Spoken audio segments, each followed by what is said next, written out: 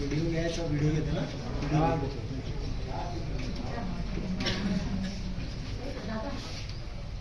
तारीख किती आहे? 4 मे. सांगू का पूर्ण केली हो तुम्ही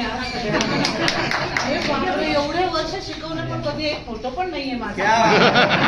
मला खूप खूप त्यासाठी मी कृतज्ञ आहे. हा एकच शब्द मला खूप छान वाटतो त्यासाठी बोलताना. मला माहित होतं की शिकवायचं आहे पण मी शिकवणार. ऋणानुबंध कविता जी मी 6वीला शिकले, शिक्षकांना शिकवली आणि विद्यार्थ्यांनाही शिकवली. ऋण नावाची कविता श्री देव इनामदार. फार वेळ मी नाही घेणार आहे तुमचा, पण मी थोडं शिकवणार. तुम्हाला आयुष्याचे धडे शिकवायचे आम्हाला आता. हो नाही, थोडक्यातच सांगेल, वेळ आपल्याला. भाऊ थांबतायत 2 मिनिटं. भाऊ 42 वर्षानंतर वर्गात आले. हो ही पण मोठी बातमी आहे. हो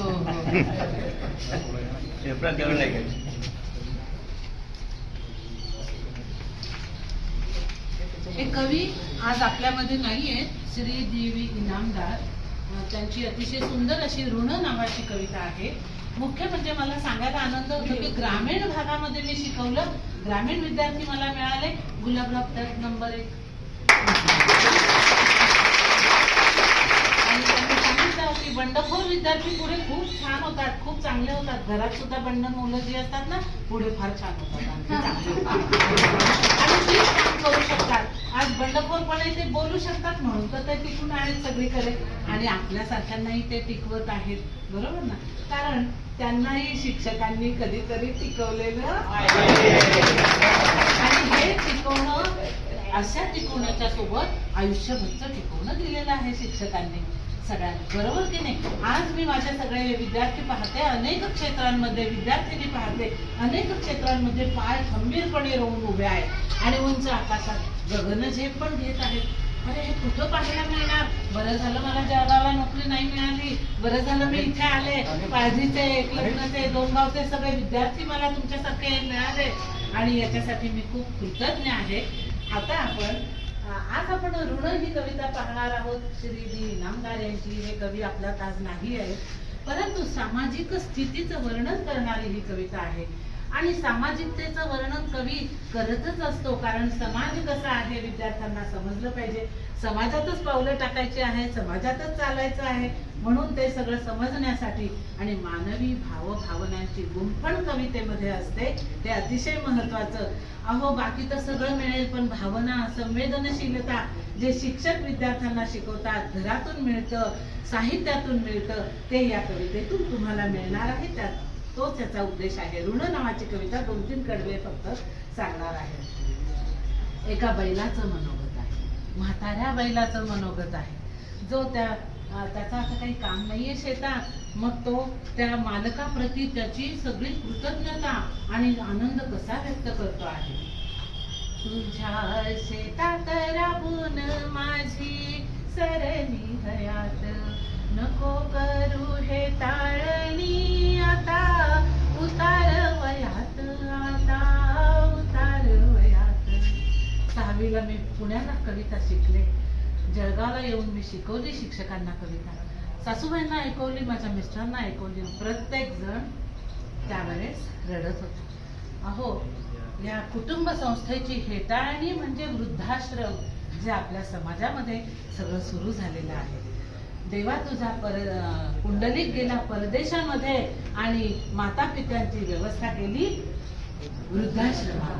आणि मग मी सुद्धा एक 4 ओळी लिहिली की अशी वीट पुन्हा या जगी मिळणार नाही, या धाकाने विठ्ठल ती वीट सोडत नाही. असा पुंडलिक परत मिळणार आहे. हे ऋण आहेत, सामाजिक ऋण आहेत, कौटुंबिक ऋण आहेत, आई वडिलांचे ऋण आहेत. तो बैल सांगतो आहे माझी हेटाळणी तू करू नको. माझी गाई सवी आता नको फटकारू शिवी, आता फटकारू शिवी. मग माझ्या गळ्यात माळा घातल्या, झूल घातली, सगळं माझं तू केलंस. आता माझी काय इच्छा आहे ते सांगून मी थांबेल. आता माझी काय इच्छा आहे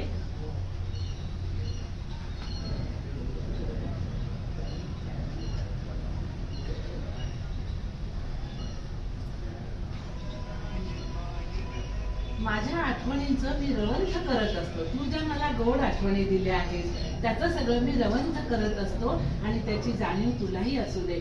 माझी मात्र एक इच्छा आहे की माझ्या पावलांचे, माझ्या कातड्यांचे जोडे, बैल म्हणतो आहे, माझ्या कातड्यांचे जोडे तुझ्या पायात वाजू दे. माझ्या कातड्यांचे जोडे तुझ्या पायात वाजू दे, तुझ्या पायात वाजू दे.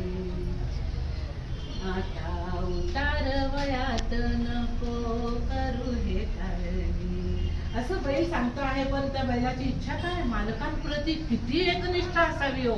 फार पूर्वी पाहिली ही निष्ठा चालली गेली, आता कोणत्या कोणत्या वाटांनी निष्ठा पळून जात आहेत, ते आपल्याला परत आणायच्या आहेत. शिक्षकांच्या माध्यमातून, विद्यार्थ्यांच्या माध्यमातून परत आणायचं आहे. त्याची एक निष्ठा आहे, एकनिष्ठा आहे तो त्याच्या मालकाशी. माझ्या कातड्याचे जोडे तुझ्या पायात वाजूले.